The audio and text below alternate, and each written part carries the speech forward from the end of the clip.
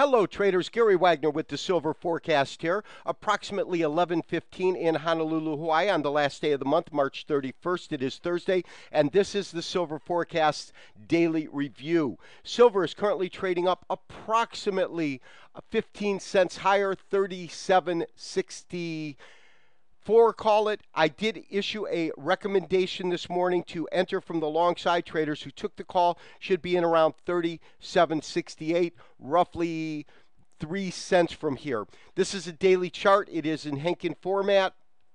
And what I am impressed with is the entire trading range above this particular retracement point. This is our 23% retracement point. Of course, when we consider this last rally, the bottom to the top. Of course, our next target to be taking out, of course, is now going to be above $38 per ounce. Now, traders, I issued this recommendation based upon the fact in the way that the market was running. I was looking for a pullback.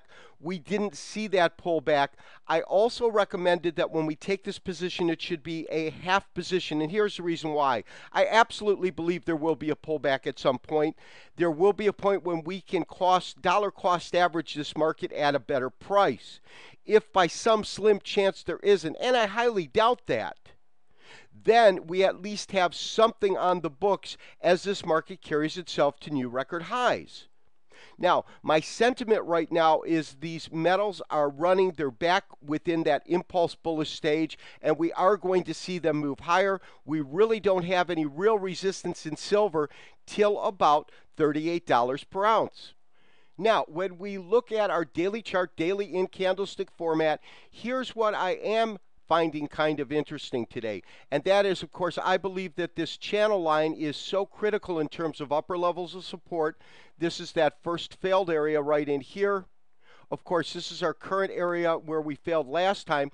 And as you can see, the high of the market has come up to this particular channel line itself, this top channel line here. So we will absolutely have to see how it reacts at this point. But my sentiment is personally, if these markets continue to run the way that they have, that we will probably see this channel line get broken on the third attempt. And we've already had two traders, and that's the reason that I felt that it would be prudent for us to re-enter the market. And as I said, we're taking on a half position. I will not be surprised if we take some heat on this trade, not surprised whatsoever. And that's why we've kept some of that capital in reserve so that we can dollar cost average if needed. Traders, as we are getting close to the weekend, it is Thursday, I thought we would pull up our weekly chart just to see what it is we're looking at. Of course, we are looking at it in candlestick format so we can discern if there's any kind of patterns that we see. But we just have this continuation, this nice uptrend that we have been seeing in the market. We do have a nice red candle. That's a higher close compared to the open, of course. And we are seeing that the market's consolidating a little bit, but we've got to, of course, take this one high out right in here first. But traders, we are absolutely very, very close to that point. As I said, I believe that we are at this point headed above $38. You know what my upside target is. My upside target's around $43, so I think that we still have room to go. But I think that we're going to have one more corrective wave before we hit those $40 marks. But right now, I am looking for this particular push to take us beyond $38. Traders, for the last chart of the day, I want to look at our daily candlestick chart again, but I want to look at it in a little bit of a different way.